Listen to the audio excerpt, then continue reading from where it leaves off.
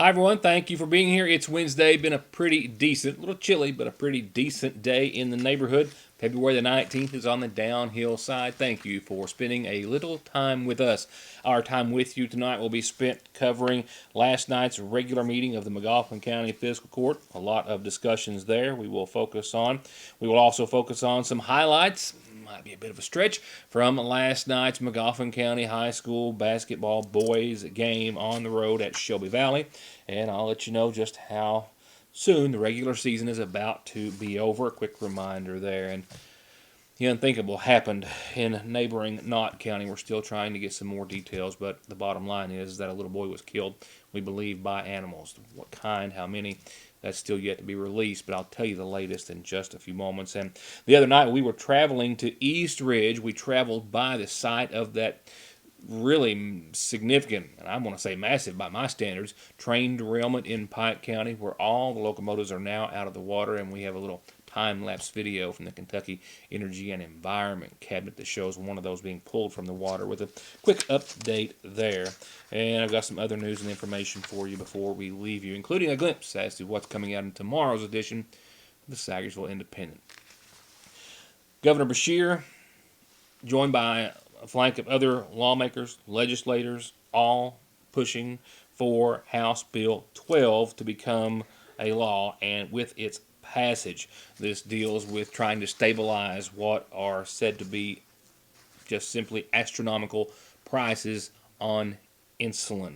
Insulin, which can cost, says supporters of this bill and similar legislation, as little as a few dollars, less than 10 to produce, but cost those who have to have it to survive as much as $300 a vial, and that's a small portion. Just as of yesterday, I recall hearing a report about how insulin is now showing up on Craigslist for resale, and how many health groups, doctors, and the like are just pleading with everyone not to purchase insulin via Craigslist because it can't be determined how it's been handled, how safe it is, where it even came from, or if it's even insulin. But they've also found that a lot of that is being resold by people who are in such dire straits that they are rationing their own insulin that they do have prescribed to them, perhaps paid with by insurance or whatever, and selling it online to try to simply survive. Nevertheless, back to Frankfort, it was there where they are in support of House Bill 12, which would try to stabilize the cost of insulin, which is needed by perhaps as many as 12 to 15% of Kentuckians. 1 out of every 8 diagnosed with diabetes. Insulin prices have done nothing but climb as much as 50% in just the past 3 years. House Bill 12 would put a limit on insulin prices, which would be set at $100 for a month's supply per person. Simply the unthinkable has happened in neighboring Knott County. A little boy has been killed. Kentucky State Police are continuing to investigate, and the preliminary data and reports coming out of Emelina in Knott County indicate that this little boy, even though his name has not been officially released by authorities, was the one to have been killed by an animal or animals near a relative's home last evening. There is an initial cause of death that has been released by the state police and the coroner's office, that being an animal attack that killed the little boy who was staying at the home of a relative where he had stayed before and where he was familiar with the area. As for the exact type of animal, authorities aren't saying. Coyotes, of course, have been the first go-to and have been referred to as the animal or animals possibly or even likely responsible for the attack. Police responded to the area sometime around 6 or 6:30 last night in Emelina in Knott County off of Kentucky Route 1102, where they were told and confirmed that the little boy's body was discovered several hundred feet, perhaps as far as 300 to 400 feet, up on a wooded hillside. With no other details at this hour, including the official identification of the 13-year-old being released. However, members of the family and or friends have already set up a GoFundMe page in honor and in support of 13-year-old Corey Godsey, who they say was the one tragically killed yesterday during that animal attack. That GoFundMe page was established just earlier today, and in a mere few hours, maybe perhaps as many as 2 or 3, eyewitness go from $855 raised of a $2,000 goal to right around 5 o'clock being nearly $5,000. And that GoFundMe page has risen another few $100s in just the last few moments. I mentioned a few moments ago that as we traveled to East Ridge with the Hornets, it was just dark and really not a good time to try to get out and get any video. But we drove by the scene of that train derailment in Pike County. It was amazing to see the number of trucks, equipment, miles of which stretched on the side of the road anywhere they could park, belonging to CSX, R.J. Corman crews. They're trying to remove the train from the Russell Fork and then, of course, the cars off of the tracks. Now we have some time-lapse video from the Kentucky Energy and Environment Cabinet and an update that says all of those engines and cars which went into the icy waters of the Russell Fork have been removed, and they're continuing the cleanup process. This is a time-lapse video of some of those removal efforts provided by the Kentucky Energy and Environment Cabinet, who confirms that they were able to successfully remove all engines and cars from the Russell Fork River on yesterday. And now they have set their sights on removing the impacted soil and then repairing the train tracks themselves.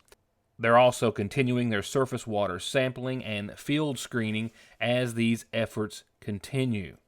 There were 3 derailed locomotives and 5 cars that were recovered and taken away from the site at Draffin.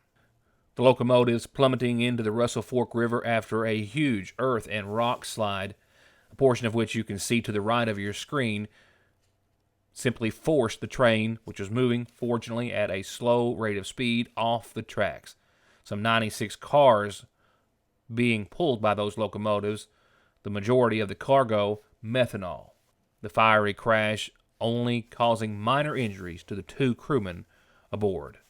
It's the largest inventory in history of Parkway Gun and Pawn, and that means the biggest discounts ever. They are now price matching and often beating any internet deals out there on Ruger, SIG, Smith & Wesson, Taurus, and other handguns, AR-15s, lever and bolt-action rifles by Diamondback, Rossi, Winchester, and more. And right now, get new handguns and rifles in stock as low as $139 at Parkway Gun and Pawn in Salyersville, 349 Pawn. Tomahawk Feed and Farm Supply, the region's largest inventory and lowest prices on feed for pets and livestock. And now they have Bernie, gear so warm you'll think it's summer, shirts and outerwear, overalls and more for gentlemen and ladies.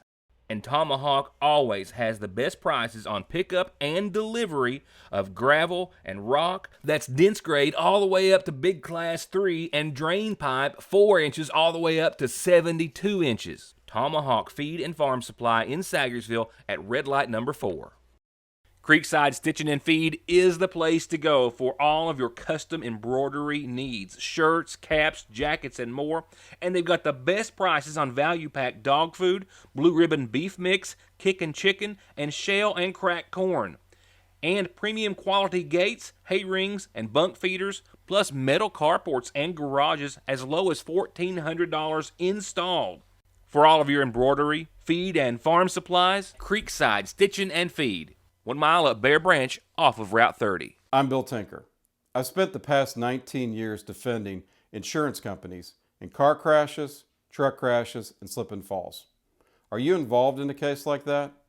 Is the insurance company giving you the runaround about your medical bills, your benefits, or your lost wages? Contact me at McFarland Tinker Law Office. With our combined experience of over 58 years, we're here ready to work for you.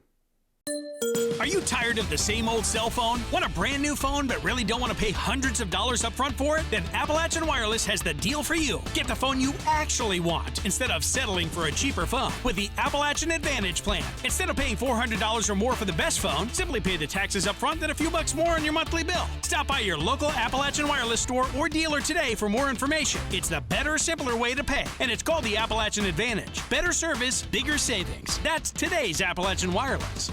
This playful pup is Maverick. He loves people and loves lots of attention, and he gets along great with other dogs.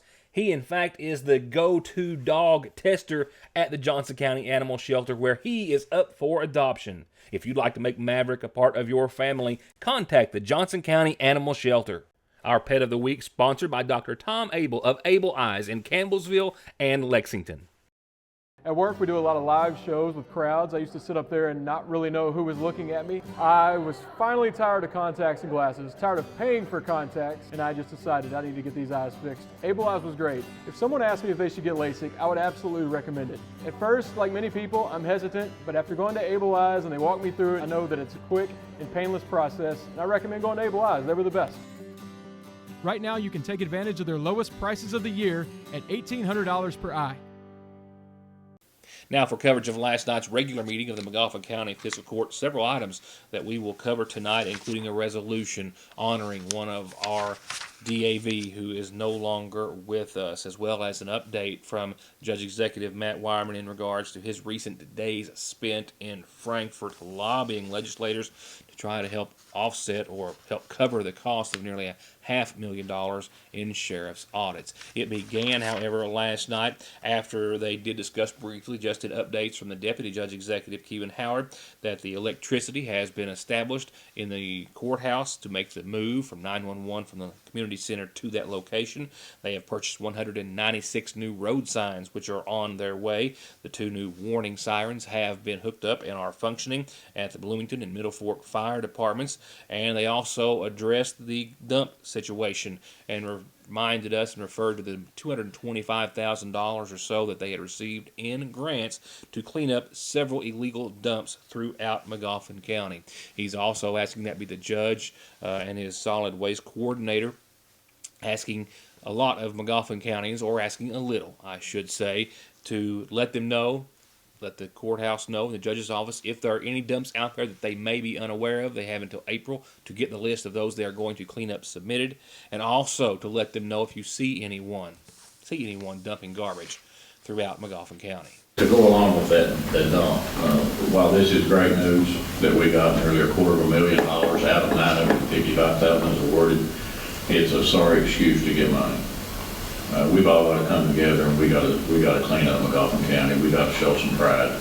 And I'd ask everybody out there, if you see somebody dumping, you call and you tell us and we'll take care of it. We've been alerted that in addition to on the Mine Fork Hill, somebody's dumping debris from, it looks almost commercial, wood chips and stuff, where they chipped up branches and trees and stuff, and they're doing the same thing now. We found that on our industrial park.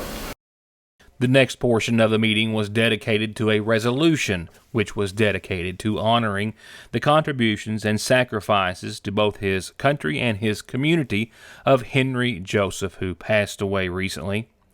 Henry enlisted in the U.S. Army in 1957 and served in various capacities, mostly in the communications field all over the world, in Louisiana, Fort Knox, Georgia, New Jersey, Norfolk, the Pentagon, Germany, Turkey, Korea, and Vietnam.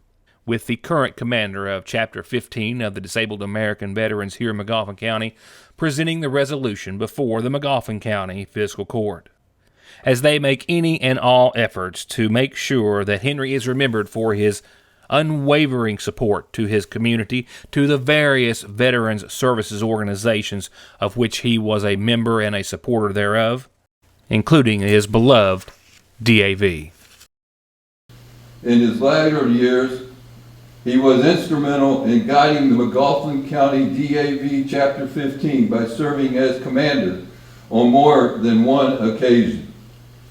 Henry was an active member and served the McGoffin DAV chapter with professionalism.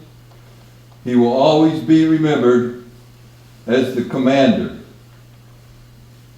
And now, therefore, it is hereby resolved that the Lloyd M. Hall Community Center addition be forever known as the Henry Joseph Memorial Addition.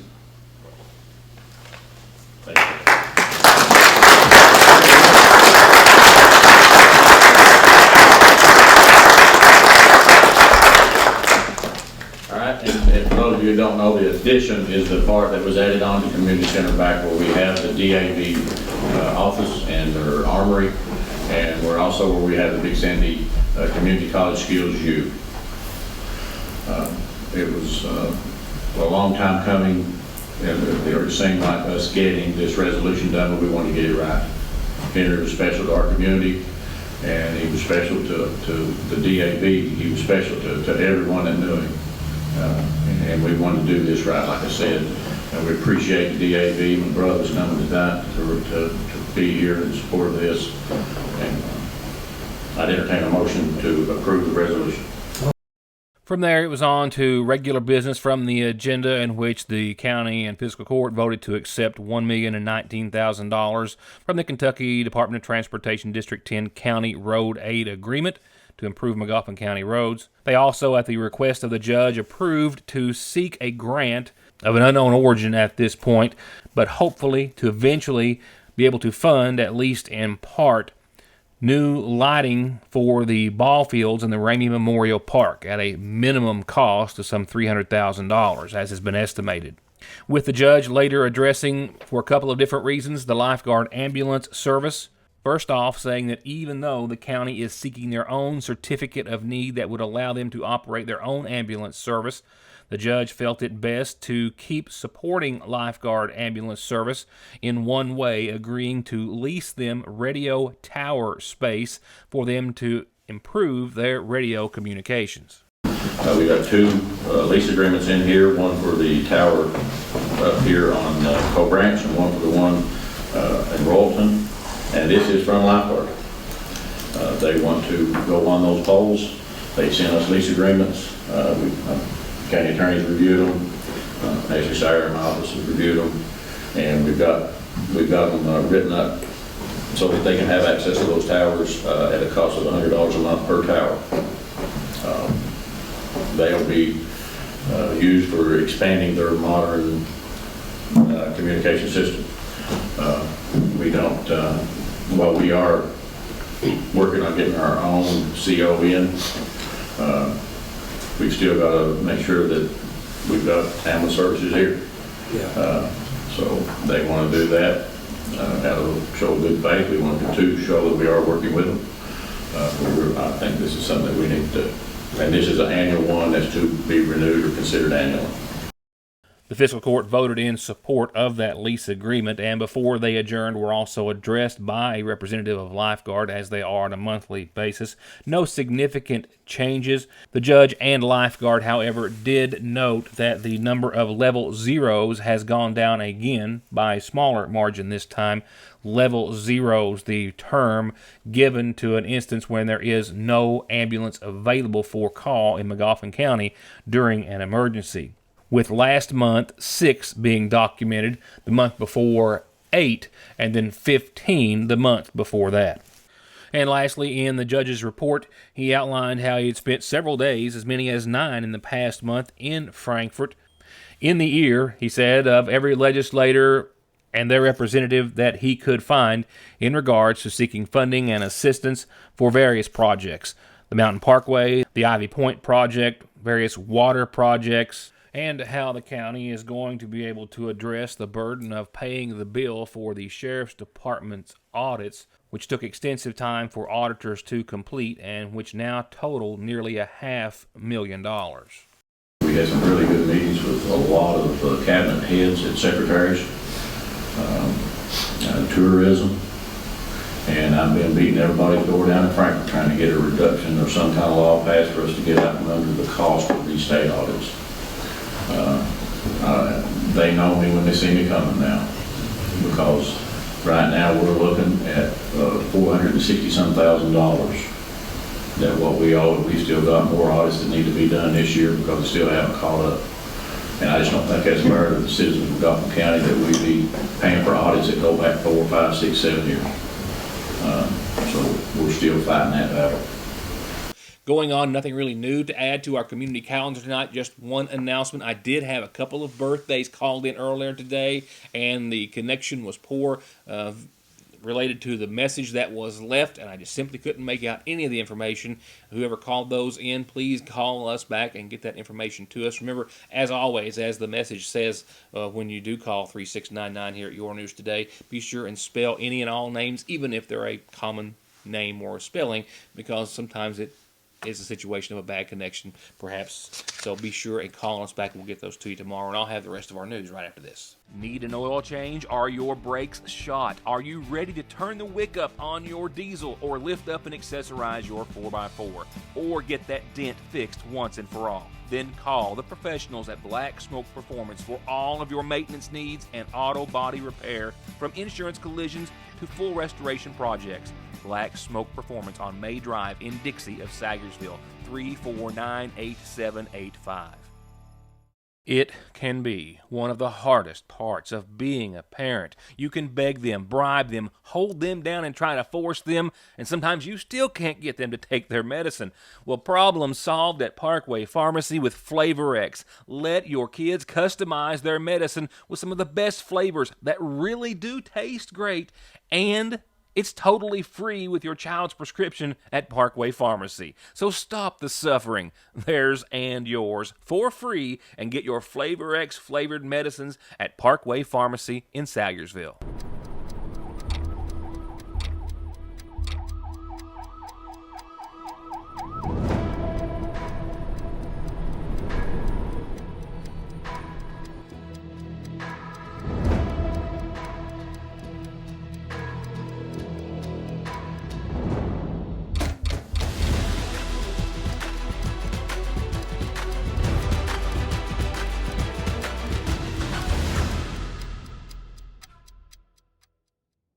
Don't drive or let your family drive in this or this before doing this. Stopping at Conley Tire in Staffordsville for brakes, oil, alignment, and of course, tires. Thousands of tires in stock every day to fit anything, with 6 months no interest financing and over 33 years of quality service with a smile.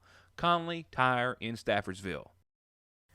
Magoffin County Heating, Cooling, and Refrigeration with professional, licensed, and certified commercial and residential service technicians that can maintain and repair all manufacturers with new and old installation and financing available. Serving Magoffin, Morgan, Lawrence, Martin, Johnson, Floyd, and Breathitt counties. Magoffin County Heating, Cooling, and Refrigeration, 349-1058 or 225-6779.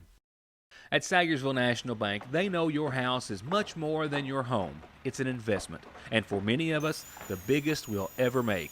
And whether it's for needed repairs and maintenance, or a new addition or renovation to give you some more room and more equity, let Sagersville National Bank deal with all the financial work and worry. Real and real competitive, hometown, homegrown, home improvement loans at Sagersville National.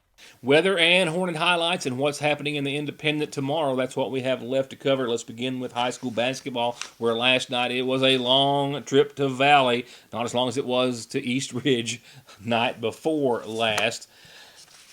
We knew what we had in front of us at the hands of Valley last night, as the Magoffin County boys made another trip back to Pike County with one more to go this week.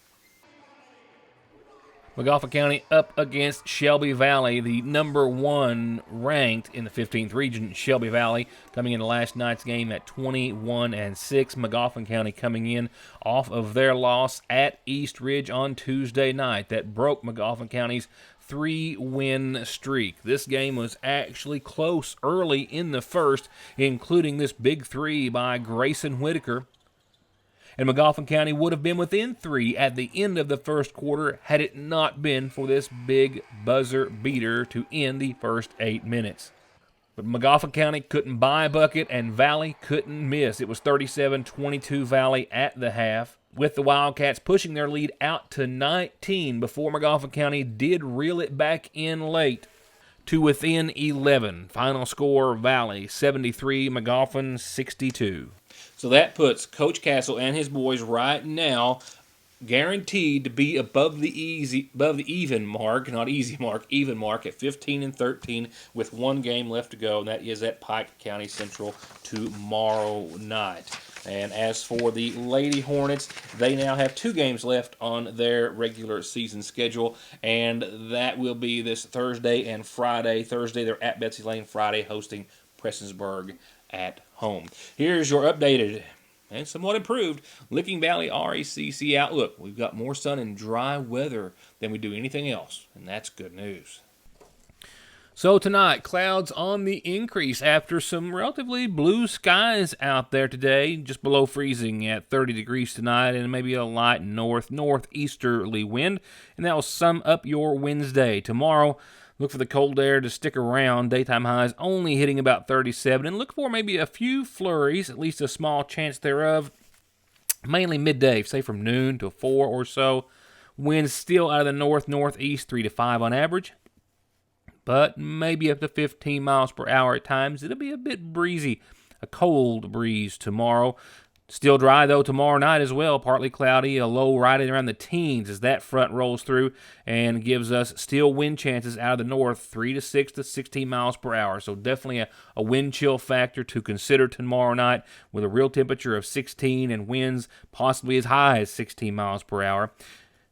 But the good news is we're still dry Friday. Sunshine above 38 degrees, clear skies that night, but another night back down to the teens. Under clear skies Friday night around 18 degrees. Saturday, still sunny and dry. 50 degrees, warming up, and nighttime lows will get out of the teens to the low 20s, right around 23, 24, maybe under mostly clear skies Saturday night. And Sunday, for the first time in a while, a weekend, Saturday and Sunday, both filled with sunshine.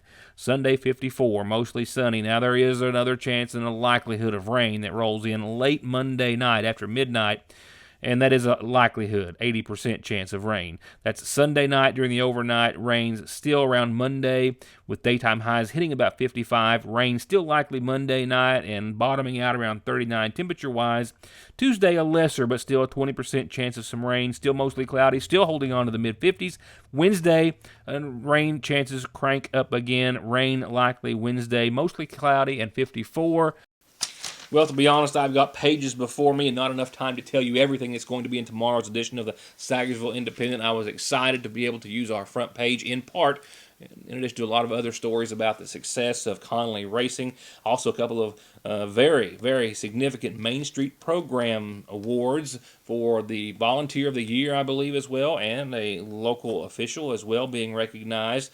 A former McGoffin County young lady crowned Miss Bluegrass Area. More on the fiscal court meeting, city council meetings. We also have participants in National Donor Day recognized. Our 57th district tournament preview has been put together by our sports writer. And our old page, sponsored by Grover Arnett, attorney at law, rolls back the Sagersville Independent to 1959. Some really neat things to see in there. WWW, which did not stand for World Wide Web, Chevrolet Sales, an ad in 1959 that I thought was cute and is included in tomorrow's paper. Hope you get one as soon as you can, and hope to see you back here tomorrow night. Thanks for watching.